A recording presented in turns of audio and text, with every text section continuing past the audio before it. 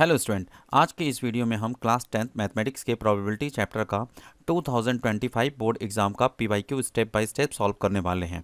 इस क्वेश्चन को बोर्ड के मार्किंग स्कीम के अकॉर्डिंग कैसे लिखना है वो भी मेन क्लियर करूंगा, तो वीडियो को एंड तक जरूर देखें। 2025 में एक क्वेश्चन पूछा गया है जो कार्ड से रिलेटेड है। तो सबसे पहले हम क्या करेंगे, कार्ड के बारे में कुछ समझेंगे कि कार्ड हमारे होते किस टाइप के हैं, कितने तरह के होते हैं, टोटल कितने होते हैं, ये सब हम लोग समझेंगे पहले। तो डेक जो होता है हमारा, उसमें टोटल कार्ड जो होते हैं वो 52 कार्ड्स होते हैं। टोटल कार्ड कितने होते हैं? 52 कार्ड होते हैं। और 52 कार्ड में भी हमारे ये 4 टाइप्स के कार्ड होते हैं। कितने टाइप के होते हैं? 4 टाइप के कार्ड होते हैं इसमें। ओके, अब ये 4 टाइप कौन कौन से कार्ड होते हैं? ये जो हमारा कार्ड होता है वो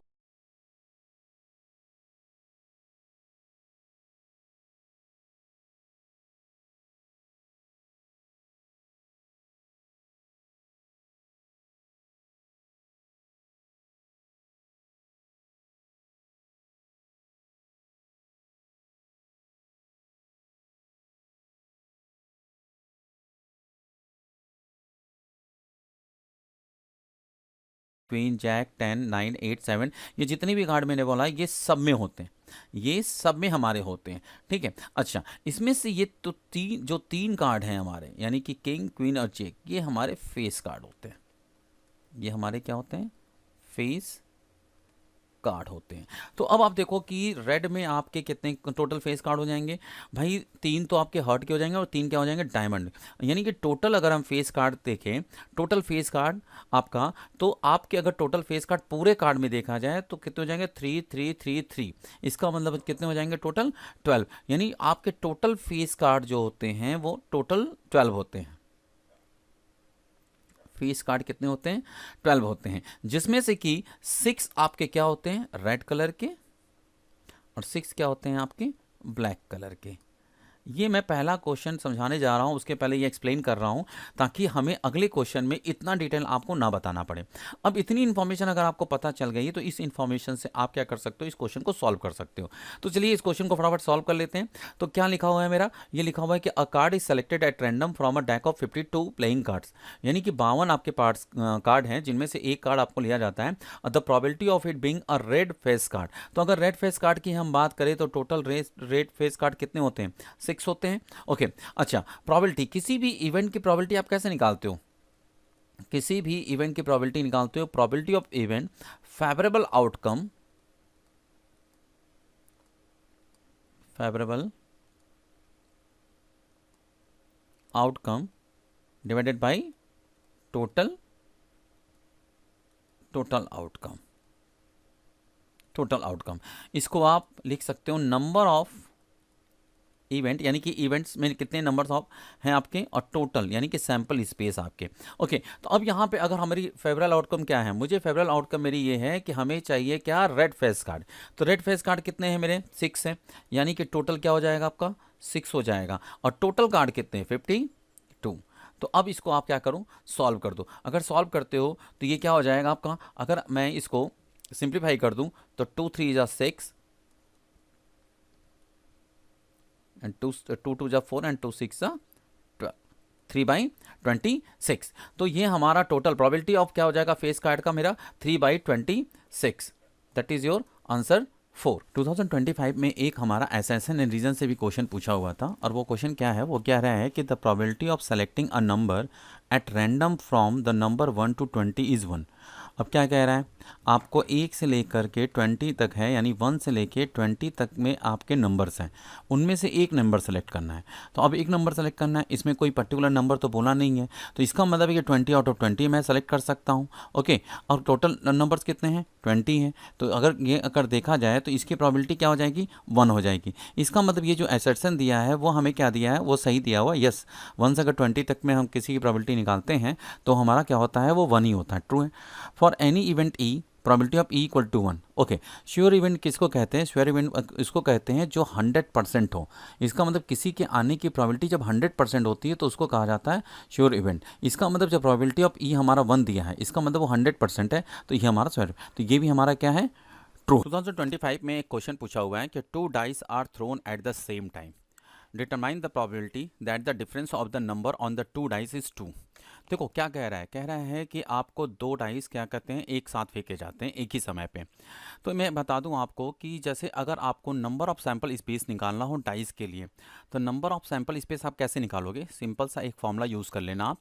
क्या करना कि जितने भी फेस होते हैं, यानी कितने फेस होते हैं डाइस में? 6 फेस होते हैं। अब पावर एन, एन मतलब नंबर ऑफ टाइम्स, एन क्या है यहाँ पे? N is the number of times, या नंबर ऑफ डाइस भी कह सकते हो, नंबर ऑफ टाइम्स या तो नंबर ऑफ डाइस। ओके, इस तरीके से आप नंबर ऑफ सैंपल स्पेस निकाल सकते हो। तो सबसे पहले काम करते हैं, सबसे पहले तो हम ये करते हैं कि इसमें सबसे पहले इसका हम सैंपल स्पेस देख लेते हैं कि सैंपल स्पेस क्या क्या होगा।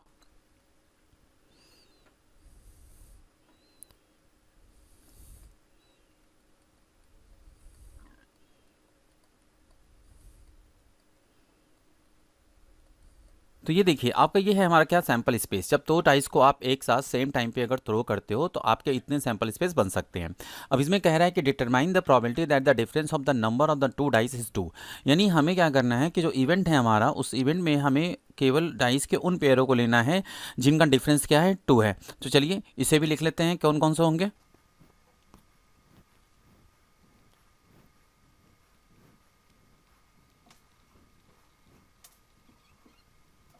ओके, तो ये देखिए ये इवेंट हमारा ई हो गया। ये उन पेयर हैं जिनके कहते हैं डिफरेंस क्या है? हमारे 2 हैं।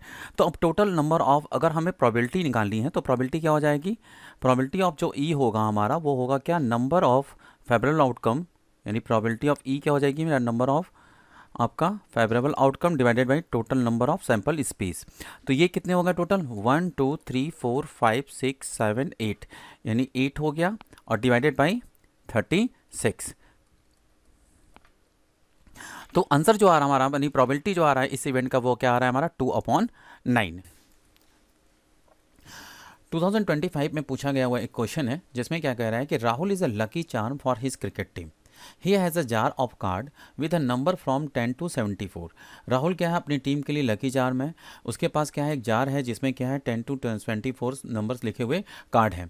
बिफोर ईच मैच, हर मैच के पहले, he draw a card from the jar, वो एक कार्ड निकालता है जार से। If the card bears an even number, कहता है अगर उसमें इवन नंबर आता है तो द टीम विंस, वो टीम जीत जाती है। If the number is even and divisible by 5, और अगर निकाला हुआ नंबर इवन है साथ में वो डिविजिबल बाय 5 भी है, तो they win by a big margin, यानी कि बड़े मार्जिन से वो जीत जाता है।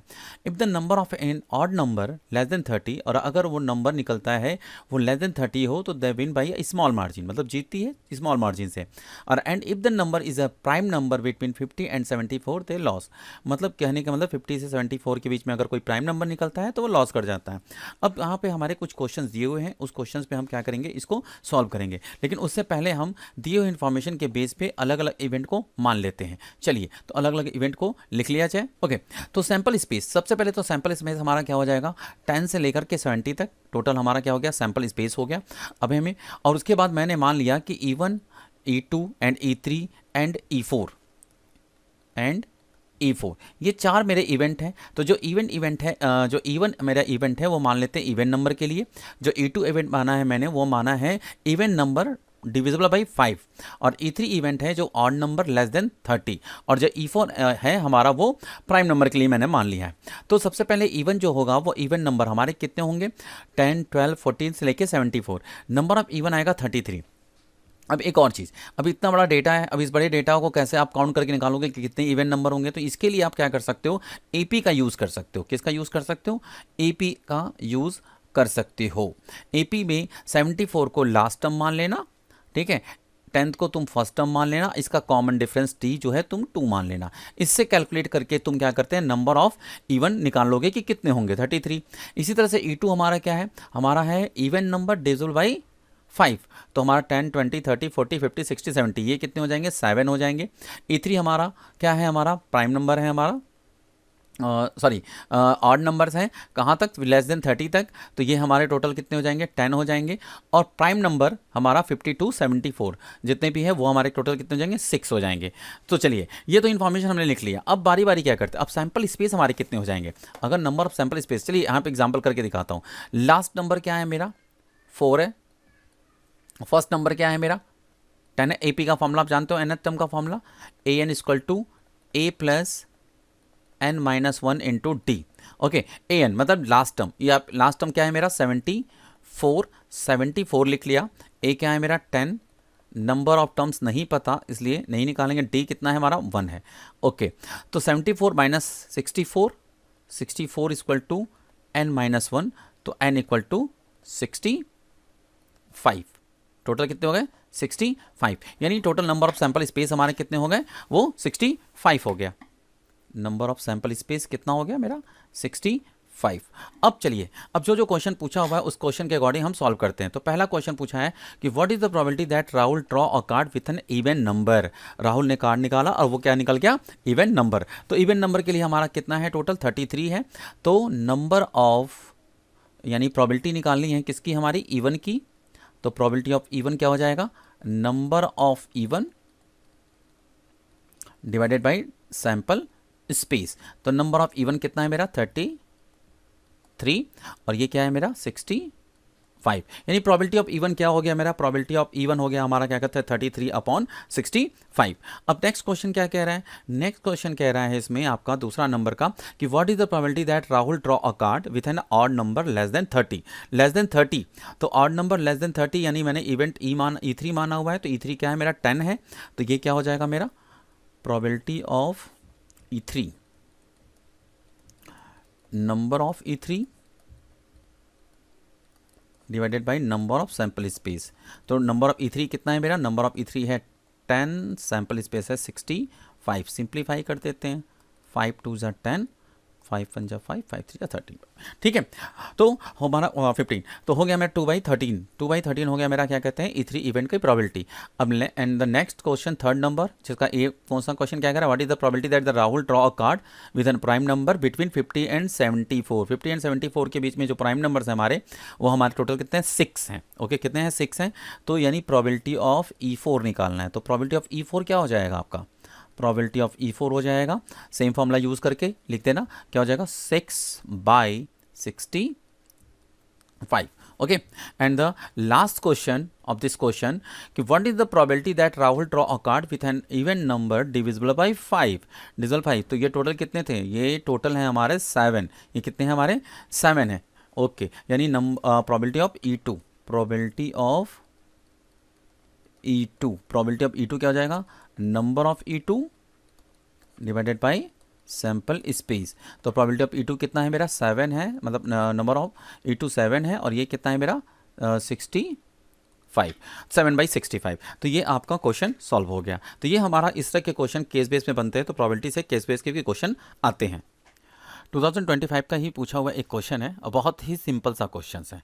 ठीक है, the probability of guessing the correct answer of certain test question is x/12। यानी एक क्वेश्चन है, टेस्ट का क्वेश्चन है, जिसके क्या कहते हैं कि करेक्ट आंसर गेस करने की जो प्रोबेबिलिटी है वो x/12 है, और गलत गेस करने की प्रोबेबिलिटी जो है हमारी क्या है 5/6 है। तो कह रहा है find the value of x। तो एक बात बता दूं कि किसी भी प्रोबेबिलिटी के होने और ना होने, दोनों की प्रोबेबिलिटी का सम जो होता है वो हमेशा 1 होता है।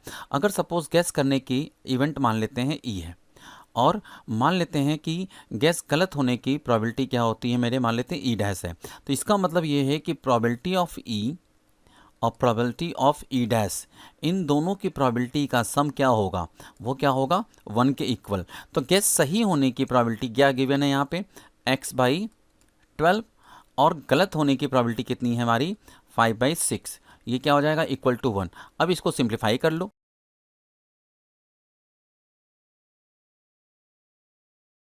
x की वैल्यू आपकी कितनी आ गई 2 आ गई। तो होने के और ना होने की प्रोबेबिलिटी का सम क्या होता है आपका 1 होता है। इस चीज़ को आप अच्छे से ध्यान में रख लो। ओके, तो स्टूडेंट ये था क्लास 10 प्रोबेबिलिटी का पहला PYQ क्वेश्चन का कंप्लीट सॉल्यूशन।